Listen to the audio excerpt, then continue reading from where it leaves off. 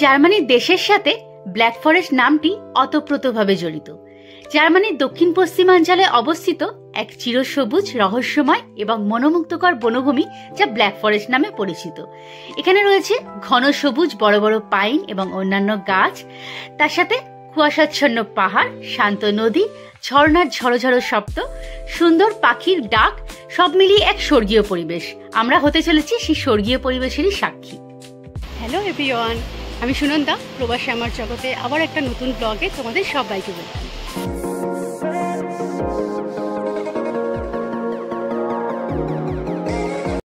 আজকে আমরা ঘুরতে এসেছি ব্ল্যাক ফরেস্ট। তো কোথায় ঘুরতে এসেছি, জায়গাটার নাম এবং কেমন, সেটা তোমাদের সাথে আমি এখন শেয়ার করতে চাইছি।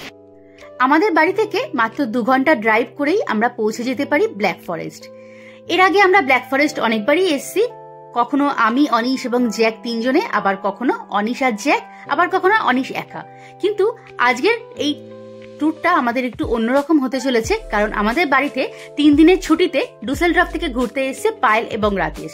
তো আজকে সানি ওয়েদার, ব্রেকফাস্ট করে আমরা প্ল্যান করলাম প্রথমে যাব ব্ল্যাক ফরেস্ট। ওরাও এর আগে কখনো যায়নি, তো আমাদের কাছাকাছি 2 ঘন্টা থেকে 2.5 ঘন্টার ডিস্টেন্সে সুন্দর 2টো জায়গা আছে। তো সেখানেই প্ল্যান হলো, প্রথমে আমরা এসেছি টটনাউবার্গ ব্রিজ এবং তার সাথে ওয়াটারফল। ওই যে দূরে দেখতে পাচ্ছ ব্রিজটা, তো এখন আমরা ওই ব্রিজটাতেই যাব।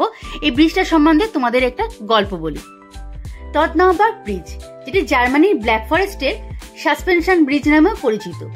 450 মিটার দৈর্ঘ্য এই ব্রিজটি কিন্তু আল্পস পাহাড়ের চূড়ার খুব কাছাকাছি অবস্থিত এবং সবুজ পাহাড় ও চারিদিকে সুন্দর প্রকৃতির মাঝখানে একটি ব্ল্যাক ফরেস্টের আকর্ষণীয় স্থানও বটে।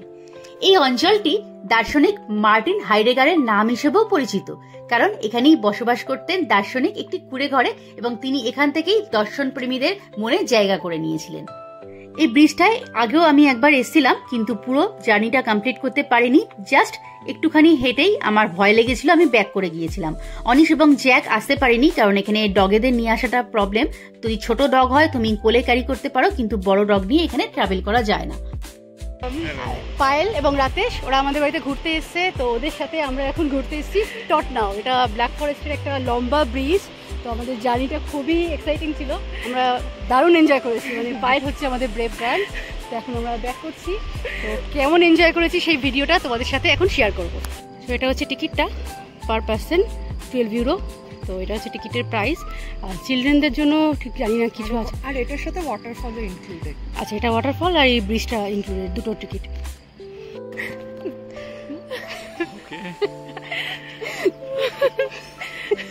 আর গাইড, আরে কিচ্ছু হবে না। এই সাসপেনশন ব্রিজটির ওজন হলো 730 টন, যেটি মেটাল দিয়ে তৈরি এবং এক প্রান্ত থেকে আর এক প্রান্ত দেখতেই পাচ্ছ কতটা দূর। তো এখানে আমরা দেখতেই পাচ্ছ পা টিপে টিপে চলেছি, খুবই অ্যাডভেঞ্চারাস হতে চলেছে আমাদের জার্নিটা। আর এই ব্রিজটার নিচ দিয়ে বয়ে গেছে টটনাউবার্গ ওয়াটারফল, যার শব্দ আমাদের কানে হালকা হলেও ভেসে আসছে। এই ব্রিজটার সাথে নিচে ওয়াটারফল রয়েছে, তো তুমি ব্রিজটা কমপ্লিট করে নিচে ওয়াটারফলটা দেখতে যেতেই পারো। টিকিটটা একসাথে ইনক্লুডেড। অ্যাডাল্টদের জন্য 12 ইউরো করে পার পার্সন, আর চিলড্রেনদের জন্য 9 ইউরো। 6 বছর থেকে চিলড্রেনদের টিকিট লাগে, 5 বছর পর্যন্ত চিলড্রেনদের কোনো টিকিট নেই। আর ফিজিক্যালি ডিসেবল যারা, তাদের জন্য 9 ইউরো। তবে আমি সাজেস্ট করব এই ব্রিজটায় আসলে তোমরা চেষ্টা করো স্থানীয় ওয়েদারেই আসার, কারণ বৃষ্টির সময় আমার মনে হয় না এখানে ট্রাভেল করাটা সেফ। আর চেষ্টা করো হালকা জ্যাকেট ক্যারি করার, কারণ এখানে কিন্তু বেশ উইন্ডি। এপ্রিল থেকে অক্টোবর হচ্ছে এখানে আসার বেস্ট টাইম। তোমাদের সাথে একটা মজার ভিডিও আমি শেয়ার করছি, এটা অনিশ আমাকে শেয়ার করেছিল। ও নিচে জ্যাককে নিয়ে দাঁড়িয়েছিল, তো ও আমাদের কাণ্ড দেখে ভিডিওটা বাধ্য হয়ে বললো ক্লিক করেছিল, তা আমাকে শেয়ার করেছিল। রাতেশ আর আমি দুজনেই ভয় পাচ্ছিলাম, কারণ ব্রিজটা নড়ছিল, তার উপর অনেকটাই ওপর থেকে নিচেটা দেখতে হয়। তো আমরা পায়েলকে ভরসা করেই এগিয়ে যাচ্ছিলাম। সো আলটিমেটলি আমরা একদম মিডলে চলে এসেছি ব্রিজে।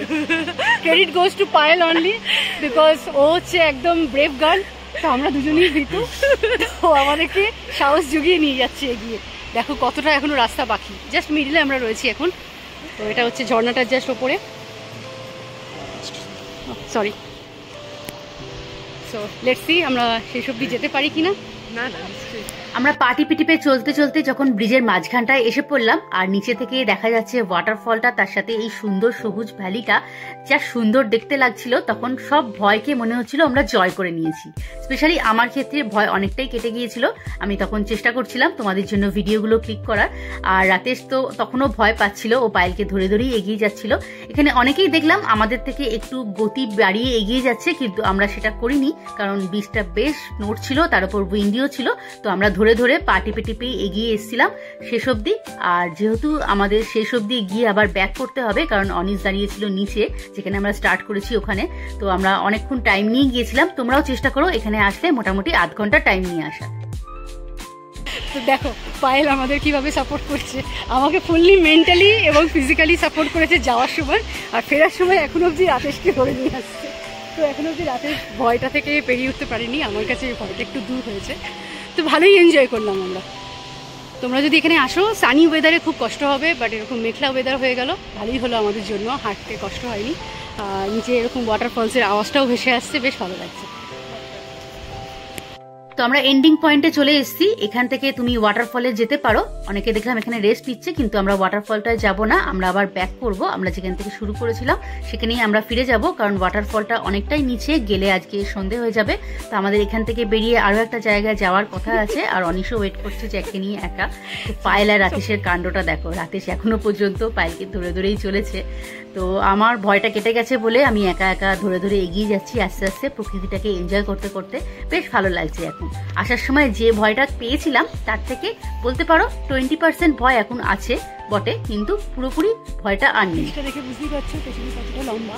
আমরা ওইখান থেকে এসেছিলাম, আর নিচে পেছনে আবার একটা দেখতে পাচ্ছি স্টার্টিং পয়েন্ট এটা, আর ওইদিকে আছে এন্ডিং পয়েন্ট। তো আমরা এখন ফিরে মোটামুটি 45 মিনিটস মতন লাগলো। তো আমরা আবার পৌঁছে গেছি। অনিশ আর জ্যাক ওখানে দাঁড়িয়ে আছে নিচে। তো আমরা আবার স্টার্টিং পয়েন্টের কাছেই চলে এসেছি।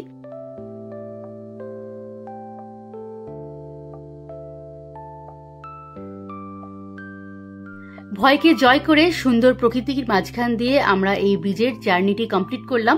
45 মিনিটসের জার্নিটি কমপ্লিট হয়ে গেল। তো ফেরার পথে দেখলাম এক ভদ্রলোক ছোট্ট একটা কুকুরকে কোলে করে নিয়ে যাচ্ছে। এরকম ছোট সাইজের কুকুর হলে তুমি এক প্রান্ত থেকে আর এক প্রান্ত পর্যন্ত নিয়ে ট্রাভেল করতেই পারো। তো আমরা কখনো এটা ট্রাই করতে পারবো না, কারণ জ্যাককে কোলে নিয়ে এতটা আসা সম্ভবই নয়। এন্ডিং পয়েন্টে চলে এসেছি, বাট ওয়েদারটা কি সুন্দর দেখো, এদিকটা মেঘলা আর এদিকটা ভ্যালির ওপরে দেখা যাচ্ছে সূর্যের আলো, সানি ওয়েদার, বেশ সুন্দর লাগছে ভ্যালিটা এখান থেকে।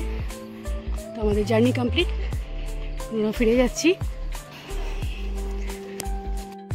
তো লাস্ট টাইম যখন আমি এসেছিলাম জাস্ট 100 মিটার পর্যন্ত এসে ব্যাক করে যেতে হয়েছিল, কারণ আমার খুব ভয় লাগছিল আর অনিশকে বাইরে থাকতে হয়েছিল জ্যাককে নিয়ে। তো এখানে দেখতে পাচ্ছ ডগেদের জন্য এই ব্রিজটা ভালো নয়, কারণ ওদের কোলে করে নিয়ে অনেকে যাচ্ছে দেখলাম। তো ওখানে টিকিট কাউন্টারে বলেছিল জ্যাককে নিয়ে যেতে পারবে না, তো যেহেতু একটুখানি বড় ডগ, ছোটো ডগ হলে কোলে নিয়ে আসবে। তো সেই জন্য প্রথমবার আমি ব্যাক করে গিয়েছিলাম। আজকে থ্যাঙ্কস টু পায়েল অ্যান্ড রাতেশ, ওরা দুজনে এসছে বলেই আজকে লাস্ট অব্দি গিয়ে আবার আমরা ব্যাক করছি। তো এই জার্নিটা একমাত্র সাকসেসফুলি আমরা আজকে অ্যাচিভ করতে পেরেছি পায়েলের জন্য। Total credit goes to Payel. ততনাও ব্রিজ দেখতে আসলে পার্কিংটা কিন্তু বেশ সমস্যার। এখানে কিন্তু বেশ লাইন পড়ে পার্কিংয়ে, অনেকটা দূরে গিয়ে পার্কিং করে আসতে হয়। তো সেই ব্যাপারটা তোমরা খেয়াল রেখো। 12টার আগে আসলে হয়তো সম্ভব, 12টার পর কিন্তু এখানে বেশ ভিড় হয়ে যায়। তো আমরা এবার যাচ্ছি ব্ল্যাক ফরেস্টের আরেকটি অন্যতম সুন্দর জায়গা, যেখানে রয়েছে অপূর্ব সুন্দর জঙ্গলে ঘেরা একটা লেক। জ্যাক চলেছে ভদ্রলোকের মতন।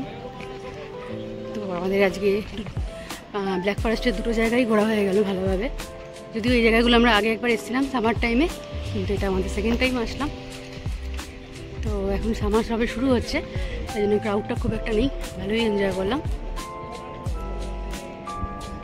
ওয়েদারটাও আজকে খুব ভালোই ছিল।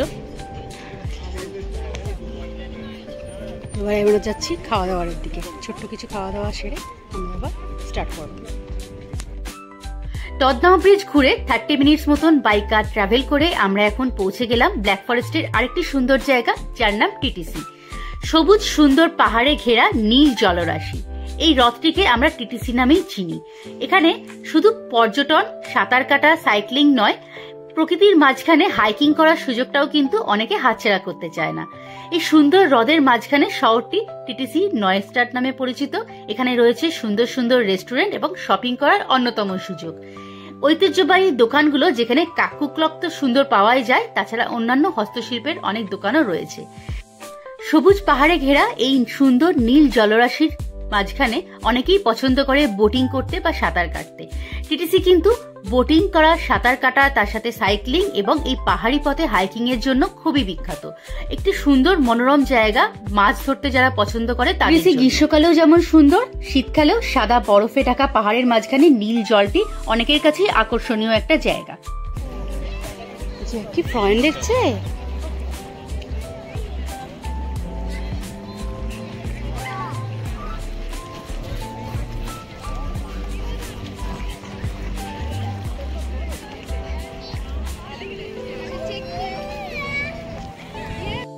বাঙালি মানুষ ঘুরতে আসলে ঘোরার পাশাপাশি খাওয়া দাওয়াটাও কিন্তু দরকার।